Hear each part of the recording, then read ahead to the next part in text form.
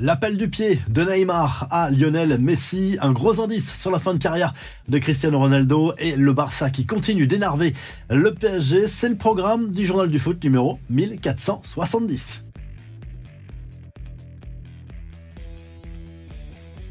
Neymar a encore des rêves pour sa fin de carrière. L'attaquant brésilien, actuellement blessé, est toujours indisponible pour plusieurs mois avec son club d'Al Hilal, a exprimé son souhait de rejouer un jour avec Lionel Messi. C'est ce qu'il a expliqué à la chaîne ESPN.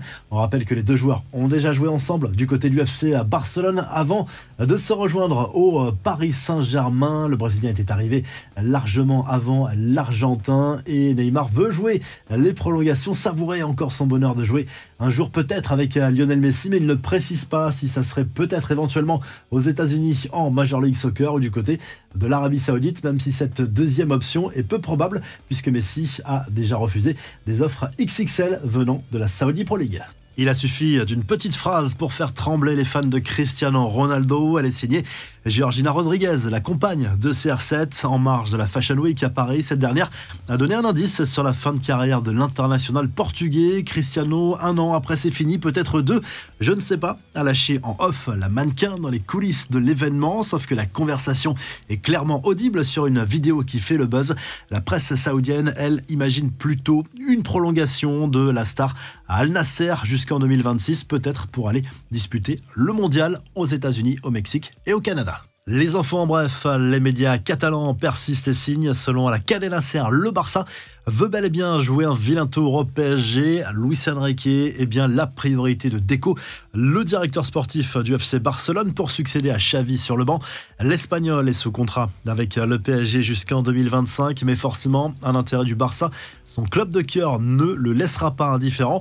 Kylian Mbappé continue de faire parler de lui. Selon l'équipe, Nasser Al Khelaifi ne digère toujours pas le choix de sa star de quitter le club cet été sans indemnité de transfert. Un choix vécu comme une trahison pour le boss du PSG qui n'a pas l'habitude qu'on lui dise non.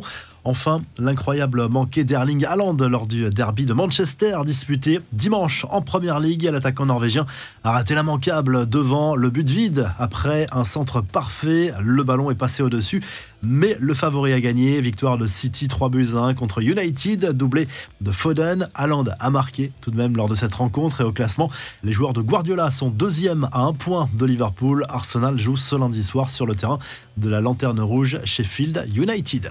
La revue de presse, le journal L'Équipe consacre sa une à l'équipe qui déjoue tous les pronostics en Ligue 1. Brest s'est encore imposé dimanche face au Havre devant son public et confirme sa place de dauphin du PSG. Le club breton qui ne peut plus se cacher dans la course aux places européennes et pourquoi pas à la Ligue des Champions. Lens est allé gagner 3-0 sur la pelouse de Lyon. Joli coup pour les 100 et or. Du côté de l'Espagne, on retrouve la détresse de Pedri et De Jong à la une du Mundo Deportivo. Les deux joueurs sont sortis blessés avec le Barça. Xavi est forcément très inquiet. Le club blaugrana qui n'a pu faire mieux que match nul 0-0 sur le terrain de l'Athletic Bilbao en Liga et qui manque une occasion de se rapprocher du Real, accroché à samedi par Valence, 2 buts partout. Et du côté de l'Italie, il n'y a plus de suspense dans la course au titre en Serie A pour la Gazette dello Sport qui revient bien sûr sur la défaite de la Juve 2-1 sur le terrain du Napoli. L'Inter Milan en cas de victoire contre le Genoa